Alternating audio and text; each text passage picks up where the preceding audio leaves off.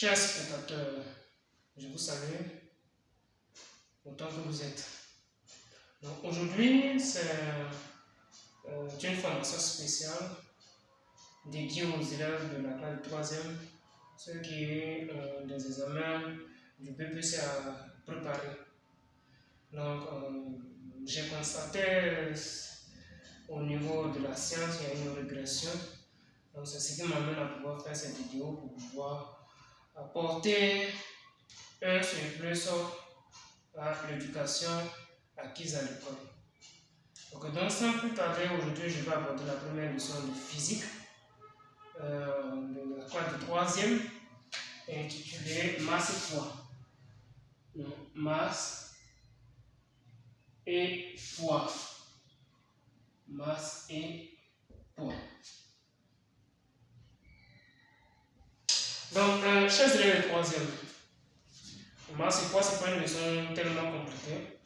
Je crois bien même que les leçons de physique ne sont pas tellement compliquées, mais si vous éprouvez des difficultés, ou bien il y a des choses au niveau de l'enseignement qui ne vous permettent pas de pouvoir apprendre plus facilement, de pouvoir comprendre, je pense que cette vidéo, c'est la meilleure vidéo parce que ici, je vais rentrer dans le monde du détail pour vous expliquer comment est-ce que les choses fonctionnent. Donc sans plus tarder, ici on a deux notions, on a masse et puis de l'autre côté on a poids. Donc masse d'un corps, qu'est-ce que c'est? Le poids d'un corps, qu'est-ce que c'est? Donc on va travailler sur ça. Donc grand 1, on va parler de masse d'un corps. Masse d'un corps. Donc, chers élèves de 3e, comprenez ceci. Il y a quelques notions que j'aimerais que vous puissiez vraiment assimiler très rapidement pour ne pas vous fatiguer. Quand on vous parle de la notion de masse, comprenez que c'est une quantité. Par exemple, si vous prenez un corps que vous voulez déterminer sa masse, sachez que ce corps-là renferme certaines particules. Ok? Donc, c'est toute sa composition physique qui représente en quelque sorte sa masse. Donc, pour ce faire, l'instrument idéal pour pouvoir mesurer cette grandeur-là, c'est une balance. Ok? Donc, instrument de mesure. Donc, instrument de mesure. Donc, instrument de mesure, c'est une balance. C'est tout ce que vous devez savoir. C'est une balance.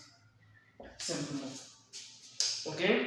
Donc, la masse elle-même, vous pouvez déterminer à partir d'une balance, vous pouvez mesurer à partir d'une balance. Ou bien, si par exemple vous avez un corps que vous ne connaissez pas, la masse du corps en question, et que par exemple vous avez des masses marquées et que vous avez par exemple une balance dont il n'y a pas d'inscription là-dessus, voici comment est-ce que dans une telle condition vous allez pouvoir calculer la masse d'un corps. Ok? Donc on va supposer que la masse du corps en question que vous voulez déterminer, sa masse sur notre grand M par exemple. Donc, étant donné que vous n'avez pas de balance de précision, ce qu'il faut faire pour pouvoir déterminer la masse dans une telle condition, si vous avez des masses marquées, vous déposez par exemple la masse sur une balance et puis de l'autre côté, sur un autre plateau, vous déposez les masses marquées. Donc, vous allez voir que si l'aiguille est verticale, ça veut dire que en réalité la masse de l'objet que vous cherchez est égale à la masse des masses marquées de vos objets élémentaires que vous avez mis sur le plateau. Donc c'est comme ça qu'on fait. Donc dans une telle condition, la masse est égale à la somme des masses marquées MI. On a ça MI.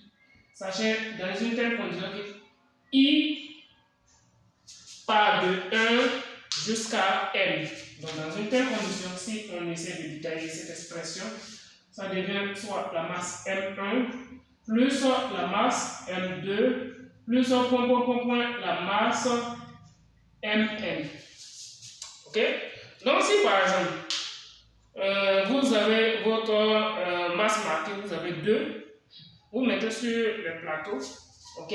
Si c'est par exemple une masse marquée et que vous mettez sur l'autre plateau, que votre objet est sur l'un des plateaux et que vous voyez que l'aiguille est verticale, ça veut dire en réalité la masse de l'objet que vous recherchez là, c'est égal à la masse marquée de votre objet élémentaire.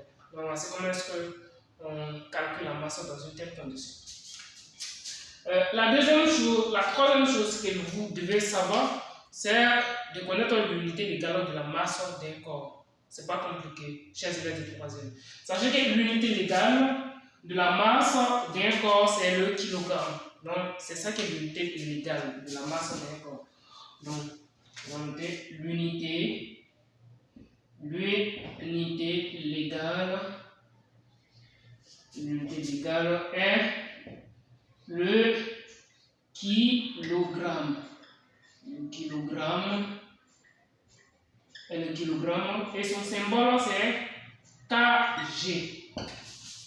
Donc c'est ce qui est essentiel à savoir. Vous devez savoir que l'unité légale de la masse d'un corps est le kilogramme et son symbole c'est kg. Donc ça c'est l'unité légale. Ça veut dire partout où vous allez passer, ça c'est universel, c'est international. Peu importe l'endroit où vous allez vous mettre, vous devez savoir que la masse là c'est simplement en kilogrammes, c'est tout. Et en dehors de ça, vous avez d'autres unités. Les autres unités, c'est des unités visuelles. Ça peut être gramme, ça peut être centigramme, ça peut être décigramme, ça peut être décagramme, ça peut être hectogramme, ça peut être tonne, ça peut être quintal. Donc, voici un peu comment est-ce que les choses fonctionnent. Alors, en dehors de cette expression, le quatrième élément dont vous devez avoir connaissance, sachez que la masse est une grandeur invariable. C'est-à-dire que la masse ne change pas. Peu importe le lieu où vous allez vous trouver, sachez que la masse ne va jamais changer. Donc, masse grandeur invariable. Donc, masse est une grandeur invariable. Donc, ça ne change pas. Grandeur invariable. Ça veut dire que si vous êtes par exemple en Côte d'Ivoire ici, parce que moi je suis ivoirien, je suis en Côte d'Ivoire, vous devez savoir ceci, que si vous êtes par exemple en Côte d'Ivoire, que vous mesurez par exemple 2 kg d'un objet, et que vous partez par exemple au Burkina Faso qui est le pays avec lequel on fait frontière vers le nord, si vous rentrez dans ce pays-là et que vous prenez vos 2 kg de l'objet ici en Côte d'Ivoire, que vous partez là, vous mesurez à partir d'une balance, vous allez constater que la masse ne va pas changer. C'est la même masse que vous allez trouver. Si vous vous déplacez même et que vous partez par exemple en Afrique centrale et que vous mesurez le même objet à partir d'une balance là-bas, vous allez voir que c'est la même valeur que ça va vous donner. Si vous quittez ici en Afrique, vous partez par exemple en Asie et que vous mesurez là-bas, vous allez voir que ça ne va pas changer, c'est la même valeur que ça va s'afficher. Vous quittez ici, vous partez aux États-Unis ou bien en Amérique, c'est la même chose. Vous partez par exemple en Océanie, vous partez en Europe, vous allez constater que la masse là ne va jamais changer. C'est la même valeur qui va s'afficher partout. Donc, raison pour laquelle on vous dit que la masse est une grandeur invariable. Ok? Donc, si c'est une grandeur invariable, ça veut dire que la masse elle est constante, elle ne change pas. Donc, c'est comme ça que les choses fonctionnent. Ok, donc, sans plus tarder, je vais vous donner une toute petite relation mathématique qui lie par exemple la masse et puis une autre grandeur physique. Ok, donc vous devez comprendre ceci. En même temps que vous avez la masse, vous avez une autre grandeur qui est liée également à la masse. Et cette grandeur-là, c'est la masse volumique. C'est-à-dire que vous prenez par exemple un objet et l'objet là, vous plongez par exemple dans du liquide. Ok, donc en ce moment, il y a un volume qui va vraiment rentrer en ligne de compte. Donc, vous devez avoir une connaissance de ça. Donc, c'est la notion de masse volumique. Donc, masse volumique. Masse volumique.